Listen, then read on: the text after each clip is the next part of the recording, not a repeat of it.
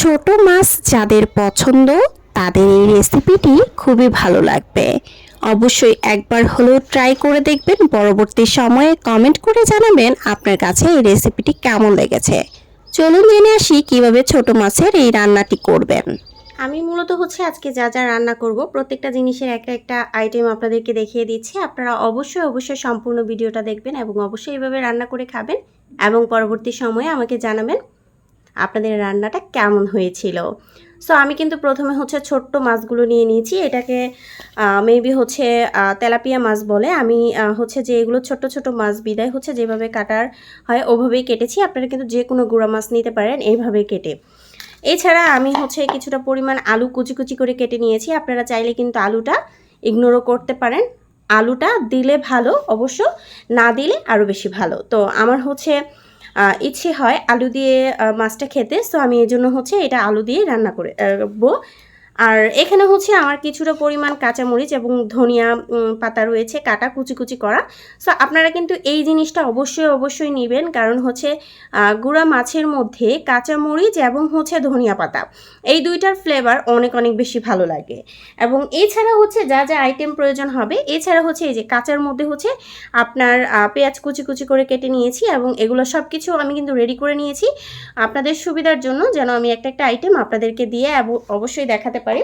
So আমি যেহেতু এগুলো কেটে নিয়েছি, এখন আমি প্রত্যেকটা আইটেম কিভাবে মিক্সার করব, আমি হাতের সাহায্যে এগুলো করব। সো আপনারা কিন্তু অবশ্যই সম্পূর্ণ ভিডিওটা দেখবেন, স্কিপ করবেন না। যদি স্কিপ করেন তাহলে বুঝতে পারবেন না। আর যাদের দেখতে ভালো লাগবে না তারা অবশ্যই ডিসলাইক দিয়ে আপনারা ইগনোর করে নেবেন। যেহেতু আলুতে কিছুটা পরিমাণ পানি আছে, আমি কড়াইতে পানিগুলো রেখে তারপরে আমি কিন্তু কড়াইতে আলুগুলো দিয়ে দেবো, কারণ আমি যখন এই উপাদানটা মিক্সার করব তখন আমাকে কোনো প্রকার পানি রাখা যাবে না।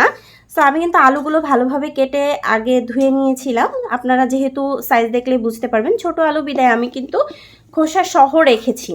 তো এছাড়া এখানে এই যে পেঁয়াজটা, আপনারা কিন্তু চাইলে পেঁয়াজের পরিমাণটা আরও বেশি নিতে পারেন, কারণ এটা শুধু পেঁয়াজ দিয়েও রান্না করতে পারেন। এছাড়া আপনারা কিন্তু চাইলে আলু এবং পেঁয়াজ আমার মতো করে মিক্সার করেও রান্না করতে পারেন। আমি দুইভাবেই রান্না করি, আপনাদের সাথে শেয়ার করে নিলাম। তো আমি কিছুটা পরিমাণ এখানে পেঁয়াজ বাটা দিয়ে দেব। আমি কিন্তু হাতের সাহায্যে সব কাজ করছি, আপনারা প্লিজ এখানে ওইরকমভাবে নেবেন না, কারণ হাত দিয়ে এটা যেহেতু মাখাতে হবে সেহেতু এখানে আদা এবং রসুন বাটা একসাথে মিক্সার করা আছে। আমি সবসময় একসাথে ব্যবহার করি, এজন্য মূলত এখানে নিয়েছি। তারপরে আমি কিছুটা লবণ দিয়ে নেব পরিমাণ মতো। আপনারা যারা যেরকমভাবে লবণ খান ঠিক সেরকমটাই দিয়ে নেবেন। আমি লবণ দিয়ে নিয়েছি। এরপরে যদি আপনাদের মনে হয় যে জালের অবস্থাটা কোনো রকম কম আছে কাঁচামরিচের মধ্যে, আপনারা কিন্তু কাঁচামরিচটা প্রথমে দিয়ে নেবেন। দেওয়ার পরে আপনাদের যদি মনে হয় জালটা কম হবে, সেক্ষেত্রে আপনারা কিন্তু চাইলেই গুঁড়ো মরিচটা ব্যবহার করতে পারেন। যেহেতু আমার জালের প্রয়োজন একটু বেশি, সো আমি সেক্ষেত্রে গুঁড়ো মরিচ কিছুটা ব্যবহার করে নেব। তারপরে যেটা বাকি রয়েছে আমাদের তরকারির মেইন যে টপিকটা, সেটা আমাদের হলুদ গুঁড়ো। কারণ হলুদ গুঁড়ো না দিলে একটি তরকারি কখনোই কালারিং হবে না এবং সুন্দর হয় না। সো ওই জিনিসটাই আমি ব্যবহার করেছি। আমার যেহেতু সব কিছু দেয়া শেষ, একটি আইটেম বাকি রয়েছে, সেটা তেল। সো আপনারা কিন্তু পরিমাণ মতো তেল দিয়ে নেবেন। তরকারিতে অতিরিক্ত তেল খেলেও ভালো না এবং একদম কম খেলেও আসলে চলে না, কারণ আমরা যেহেতু বাঙালি আছি সেহেতু আমাদের কিন্তু তেলের পরিমাণটা কম হলে মনে হয় যেন তরকারিটা মজা হয়নি। আমি সুন্দরভাবে মাখিয়ে নেব, কারণ এই তরকারিটা মাখানোর উপর নির্ভর করে। অনেক সময় যত ভালো করে মাখাবেন, সব কিছু মিক্সার করবেন, তত বেশি ভালো লাগবে। তো আমার প্রতিটি ভিডিও আপনাদের কেমন লাগে অবশ্যই আপনারা কমেন্টস করবেন। এটি মাখাতে মাখাতে আপনারা কিন্তু কমেন্টস করে ফেলতে পারেন, কারণ আপনার একটি কমেন্টস আমাদেরকে আরও সুন্দরভাবে কাজ করার জন্য অনেক বেশি অনুপ্রেরণা দেয়। আপনাদের যদি ভালো না লাগে অবশ্যই ডিসলাইক করতে পারবেন এবং আপনাদের কিন্তু মন্তব্যগুলো আপনারা অবশ্যই জানাতে পারবেন। যেহেতু আমি সুন্দরভাবে মাখিয়ে নিয়েছি, এখনও আমার কিছুটা আইটেম বাকি রয়েছে। মাখানোর তরকারির মধ্যে অন্যরকম একটি শান্তি রয়েছে এবং স্বাদ রয়েছে, যেটা আপনারা একদিন মাখায়া দেখলে বুঝতে পারবেন। তো আমি ধনিয়া পাতাগুলো কেটে নিয়েছিলাম কুচি কুচি করে, সেটাই দিয়ে দিয়েছি, কারণ আমি এটা মাখাবো না, মিক্সার করব না। ধনিয়া পাতার যে ফ্লেভারটা আছে সেটা কিন্তু খুব বেশি ভালো লাগে। তো এছাড়া কিন্তু মেইন যে আইটেমটা সেটাই আমাদের রয়েছে। মাছটা আমি আসলে কেন দেইনি সেটা আমি মাছটার উপরে এভাবে দিয়ে দেব। এজন্য মূলত হচ্ছে মাছটা দেয়া হয়নি। আমি সুন্দরভাবে সাজিয়ে দেব যেন দেখতেও একটু লোভনীয় লাগে। প্লাস আমি কিন্তু তরকারিটা বসানোর পরে আমি কখনোই নাড়াচাড়া দেব না, হালকা করে দিতে পারি। তবে আমি মাছগুলো কখনোই হচ্ছে ওইভাবে নাড়াচাড়া দিয়ে উল্টিয়ে দেব না। এখন হচ্ছে পরিমাণ মতো পানি দিয়ে নেবেন।